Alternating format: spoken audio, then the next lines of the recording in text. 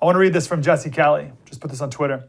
He said, reminder, the feds are dying for you to do something illegal today so that they can kill you or throw you in prison. So don't. Legal, stay legal. Mad is fine. You should be mad. But stay legal. P.S. There's a Fed in that group chat you're on right now. Cernovich, years ago I said Trump would be convicted. Insufferable reply guys and other bores kept demanding, of what? As if it mattered. Sean Davis says, if you're a Republican running for office, you can just go ahead and throw away all your elegant little policy proposals for this or that corporate exclusion or tax subsidy. Give me a list of which Democrat officials you're going to throw in prison or get lost. Even Piers Morgan said this is a sad, shameful, ridiculous day for America. To drag a former president who's running for president again through criminal courts over something so trivial feels a massive overreach and an incredibly divisive and obviously political partisan action. Of course. Here's the good news. Donald Trump, it's lock. It's a lock. It's done. It's over. Forget it. It's over. That's the good news. Donald Trump is the president of the United States. You don't think so? You disagree? What do you think? You think his polls are going to go up? Or you think his polls are going to go down? Of course they're going to go up. I'll tell you this. Trump won the primary the moment that the FBI busted down the doors of Mar-a-Lago. That was it. The primary was over. Still to do it. I forget like the timeline of when Mar-a-Lago, when they did the raid, and like when the primary. I don't even, did he even say he was running for president when that happened at that point? Whatever, it doesn't matter. They busted down Mar-a-Lago. He won the primary. Still had to have the debate, still had to vote, but it was over already. Same thing here. Trump won the election. The moment, it was a couple hours ago. The moment he was convicted of these felonies. That was it. These felonies, by the way, that are really misdemeanors, that have already passed the statute of limitations, those felonies, he won the presidency. Oh, the walls are closing. Oh, the walls are closing. Listen, we're going to take phone calls all morning tomorrow on Breitbart News Daily, simulcast radio. We're going to take phone calls. If I can find a break, we may have to wait till Monday. Maybe we'll just do a little bit. I'm going to play part of like a 10-minute montage of the walls are closing and the walls are closing and the walls are closing. The walls aren't closing in. The walls have never closed in. Never. And this won't be it either. He only gets stronger. They'll never get it. That's what Trump derangement syndrome will do to you. It'll make you lose your mind. You're deranged. They still think that when they hit Trump, they'll get the upper hand. It never happens. It never has. It never will. All right, a couple things. People are talking about the appeals. Appeals don't matter. Don't think about the appeals.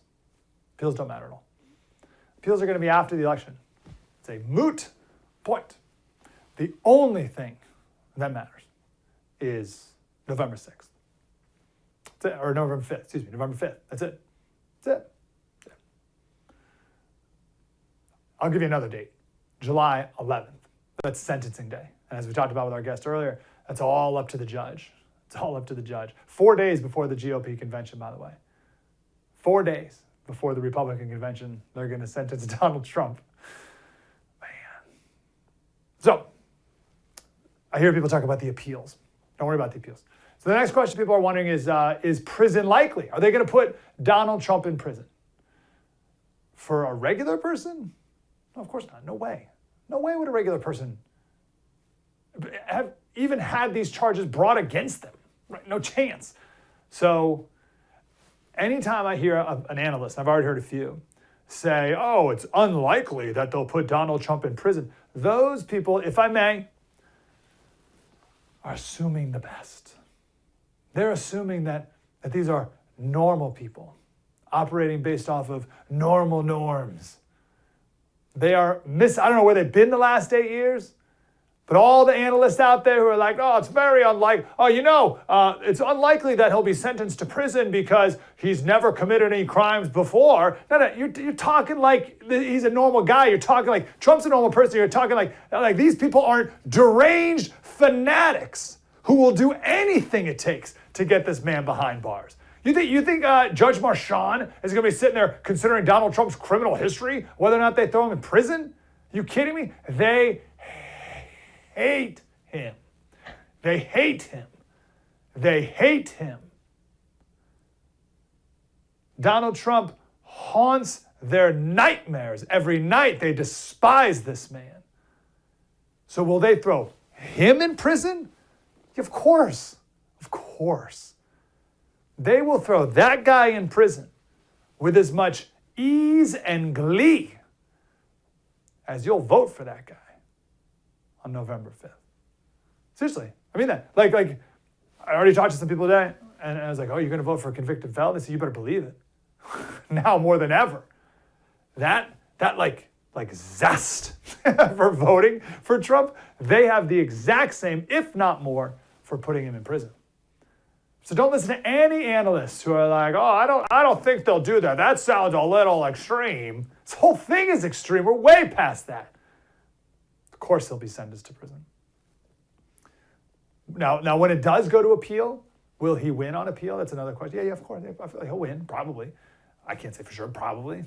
Why do I think probably? I don't know. Maybe because the appeal judge probably won't be a guy who donated to a group called Stop Republicans, like this judge was. I feel like I should have led with that. Sorry, just a friendly reminder. This judge donated to Joe Biden's political campaign. I don't know if you know that. I don't know where you're watching this right now. I don't know, like maybe you're in your living room. Maybe your TV's hung up on the wall. And I just need to like talk to the person who's like in the kitchen over there. Hey, just so you know, other person in the room, like maybe you're watching this on the couch and like your husband or wife or whatever is like walking around. Hey, other person in the room, just so you know, I don't know if you've been following this case. Maybe you haven't. Maybe you're not into politics. You don't really care about this stuff. It gives you a headache, gives you anxiety. You don't want to deal with it. Your family, you're running your family, your husband, wife, you got business, you got other stuff going on. Just one thing you need to know. Maybe you haven't heard this before. The judge of this case donated money to the Joe Biden campaign. This isn't like weird conspiracy theory, like this is a known thing. He donated money to Joe Biden's political campaign. He also donated money to a group called Stop Republicans.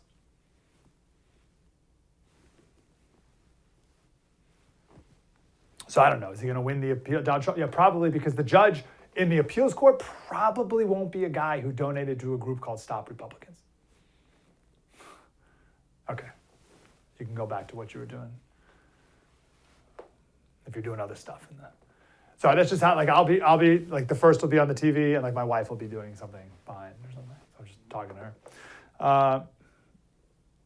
Emma Jo Morris, she said the entire country sees it like this, that they made up a reason to put him in jail.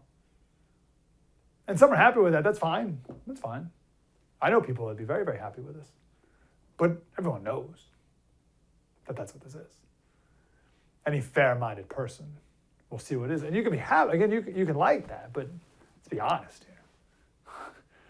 How many other people they're getting on falsified business records in New York? Think of all the business that's going on in New York. They're going over the ledgers of everyone at Citigroup. Everyone working in the new World Trade Center, they're going over the ledger books of everyone there to make sure every dot is, what is it? What's in Wayne's World 2? Every I is, every T is crossed and every lowercase j is dotted because the guy's got a messed up I. Anyway, it's been a while since I've seen Wayne's World 2. Tucker Carlson said, import the third world, become the third world. That's what we just saw. He said, this won't stop Trump. And that's the tone I'd want you to walk away with tonight. I know you may have a lot of anxiety. You may have a lot of shock. And you may be very upset, mad, lots of emotions. Don't be discouraged. Don't be discouraged. That's the one thing I don't want you to be. Tucker Carlson said, this won't stop Trump. He said he'll win the election if he's not killed first. But it does mark the end of the fairest justice system in the world. That's something to lament. No question about that. A friend of mine said, I don't love Trump, but the far left just pushed me into his camp. What a joke. Yeah, there's going to be more of that than the alternative, because there always is. Why would this be any different? Anytime they go after Trump, anytime they think they got him, always just makes him go up in the polls. And I love what our previous guest said, that he's way ahead in the polls right now. Look at Karl Rove. Karl Rove's still out there political commentating. Are you kidding me? Karl Rove is like, oh, it's going to be a crushing blow to Trump. I don't know. These states are so close. I think it's really going to hurt him. Karl, what are you talking? You're out of your mind, man. Man. Of course, he's going to see a huge bump. Guarantee it. Scott Adams says, I just donated to Trump, and the donation page crashed from all the traffic. This is the hill to die on. People say, oh, you're going to vote for a convicted felon? That's the thing. That's the whole deal right now. Donald Trump, convicted felon. I can't wait for Donald Trump to make the T-shirt. How many T-shirts were made with his mugshot on? Remember his mugshot in Georgia? How many T-shirts were made? How many people saw that mugshot? I'm like, yes. I can't wait for Trump to take back this term, convicted felon.